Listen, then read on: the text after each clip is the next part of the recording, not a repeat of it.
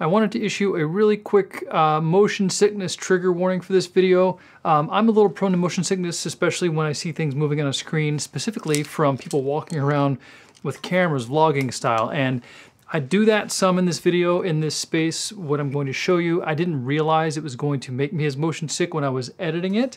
I've done my best to stabilize some of the footage and cut away from that footage as quickly as possible. But if you are one of those people that gets a little motion sick from jittery imagery and movement, then just be forewarned. But otherwise, please join me for the rest of this video where I kind of go through how I've set up this look and this space here in my home.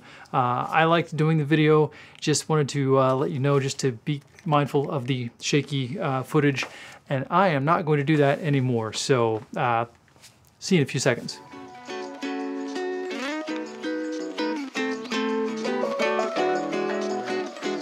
Hey everybody, Marcus Hutzel here, and in this video I wanted to show you a little bit of behind the scenes of this set where I filmed one of my previous videos.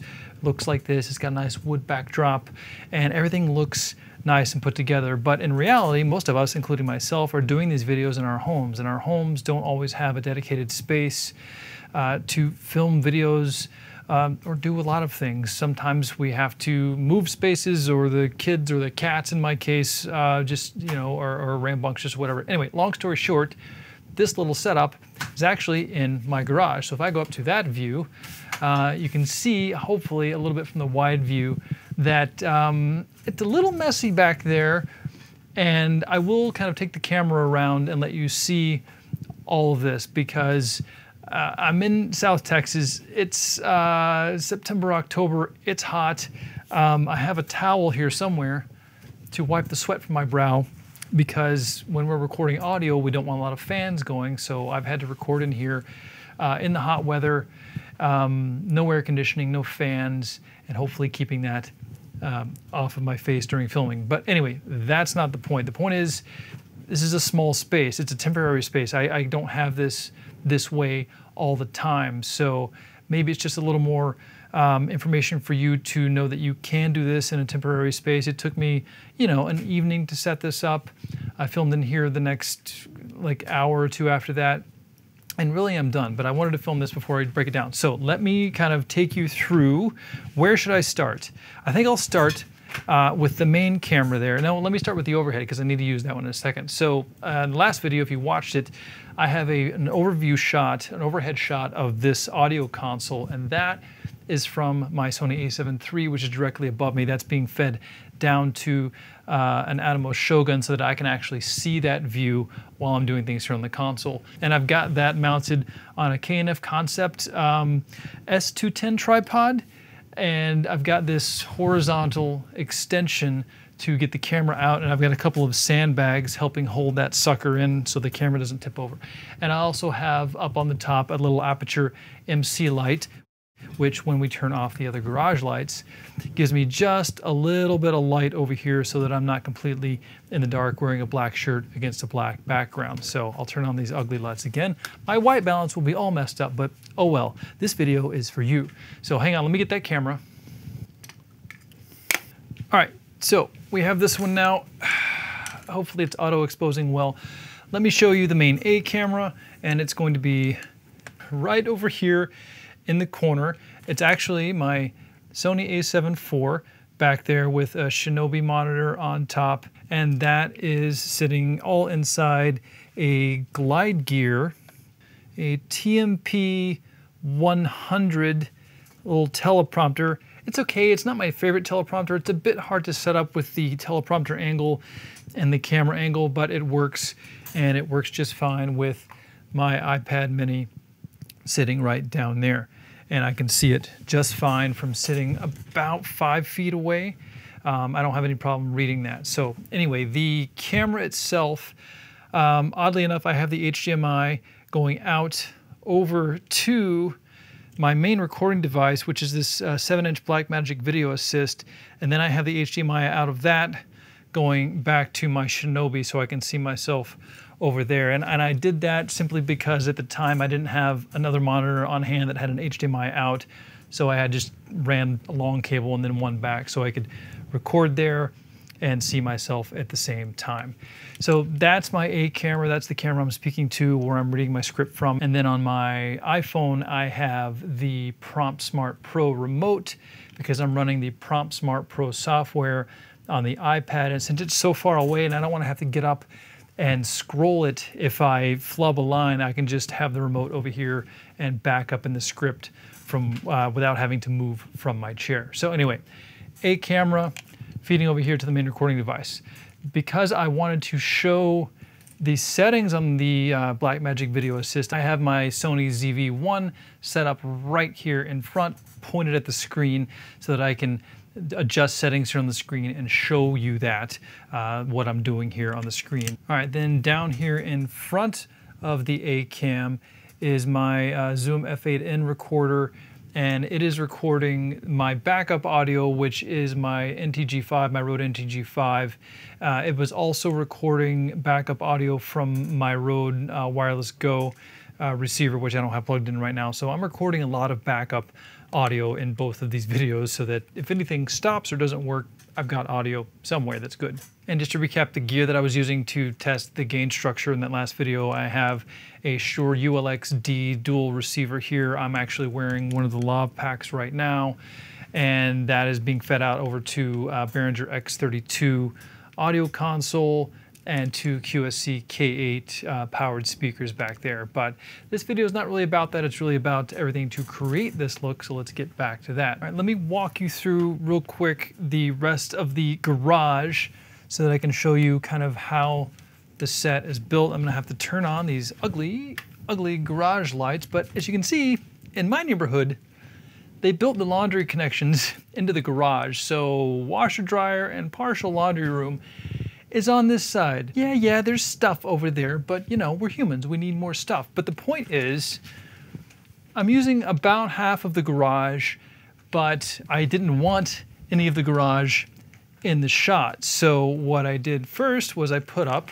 if we walk towards it, I put up my soft backdrop there, which I've done a video on this. This is a Kate backdrop. It is a really nice soft backdrop, but from afar, and as long as there's no wind blowing on it, it looks like a real wood wall.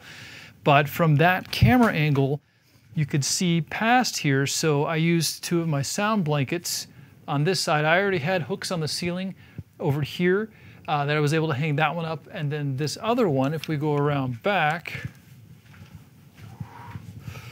I've actually got it supported on, this is actually an inexpensive C-stand. I think it's a Neewer brand. And I've got it supported. I've just got the boom horizontal. It's hanging over the top, and then it's clipped together to create, you know, this side of the set.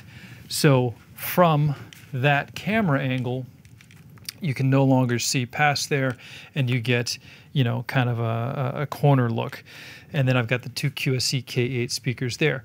Yes, recycling bin, trash bin in the corner, some of my wife's art supplies, miter saw. Now that is one of my workbenches over there, and it is a bit of a mess right now because I've got all this stuff that I need to build this set, and I had to take stuff out of the middle and put it over here. So yeah, it's messy, but you know, sometimes art is just messy, and that's the way it is. And I like kind of creating this space within kind of, I guess, what I would consider an ugly space, a garage, because it just, you know, it's like it's movie magic or YouTube magic or just video magic. I like doing it. It gives me more practice at lighting and creating these things. And as long as you angle the camera where you need to, you just can't see all that other stuff. There's the washer back there. There's the spray and wash and the Tide. But you know, you just set it where you need to, lock it down, and no one's the wiser unless they do a behind the scenes video showing you and making you the wiser. So obviously I didn't want to use the garage light, which I am really overexposed right now, but I don't care. So that's the physical setup to create this look. We've got a camera right there. I've got an overhead camera. I've got a third camera recording the screen of the Blackmagic Video Assist, and I'm recording with the Video Assist. I'm recording audio on the audio console, and I'm recording on the Zoom F8N at the same time. So it's a lot of recordings going at the same time to make sure you don't run out of card space, because I did on one of them. But anyway, I digress. Let's get to building the way this was lit, because I obviously don't want to use the fluorescent lights of the garage, so we need to turn those off. But I'm going to turn off the other lights first so I can build this lighting scene from scratch. So give me 1 sec.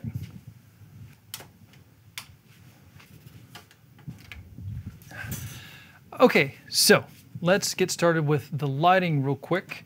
So I'm going to turn off my last garage light, and now we're completely in the dark. So obviously we need a key light, and there's my key light.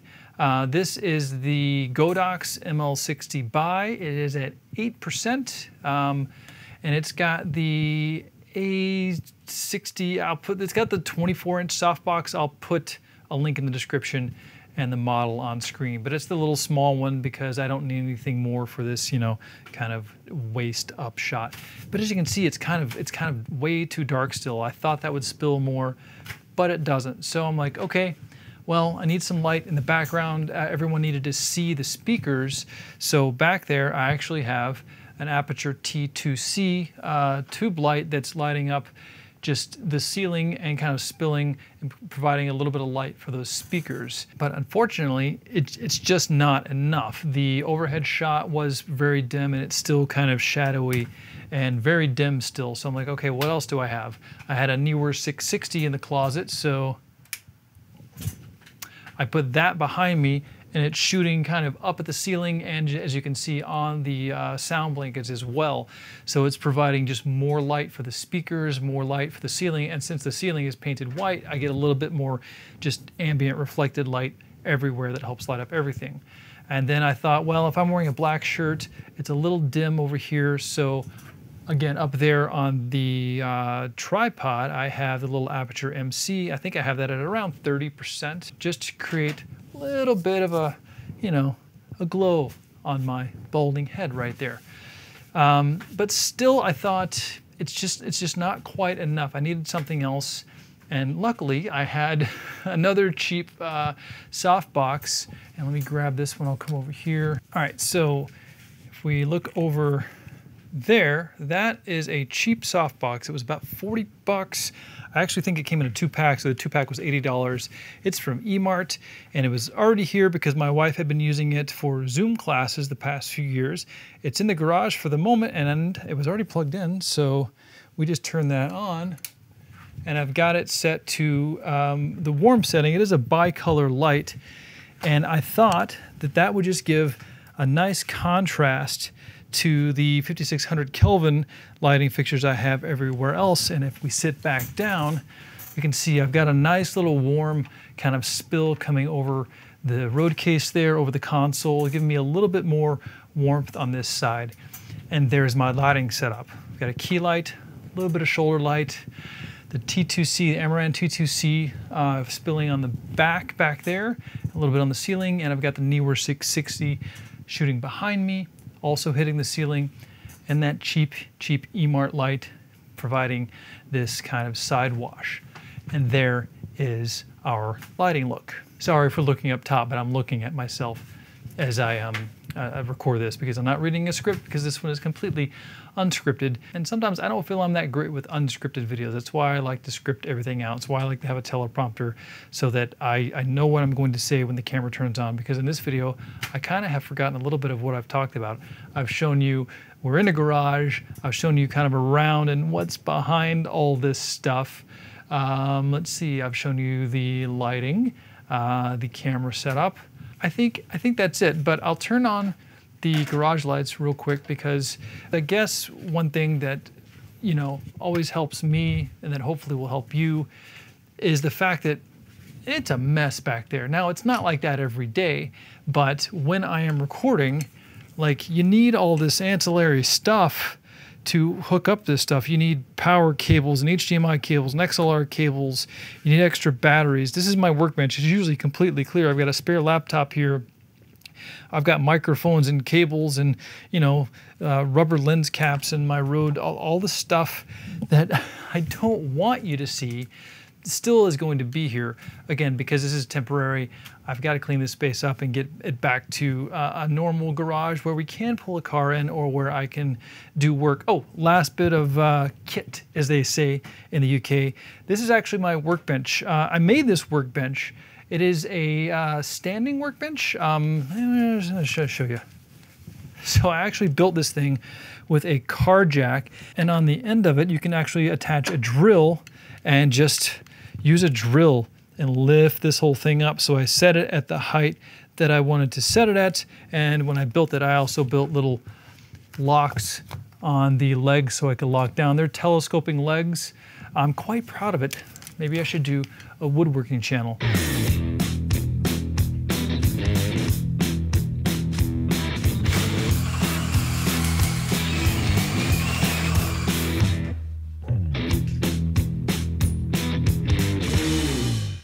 Yeah, that's my workbench. But anyway, so I set it to the height I wanted. Now, this top that I have on, this dark brown top, this is not the top of the actual workbench. This is a secondary top that's just sitting on top of the workbench that I've clamped on in the back. And when that's not in use, I actually hang it right up there on the ceiling. But for videos like this, I like to get this topper out so that you can actually have a little bit nicer of a view, despite the fact that I forgot to cover up this view in the video. But oh well, is what it is. I hope this was at least entertaining, a little bit educational, to show you that, again, you don't have to always have the best space or the coolest space. I'm sweating. Maybe I should do this in an air-conditioned room, but it provides me more space than I have in any room of the house to move about. And I think that's it. And maybe I'll stop now, and you can ask me any questions if you like. And I will try to answer them as best I can with our always busy schedules. Again, unscripted, so I don't know when to shut up. So I guess I'll shut up now. Bye.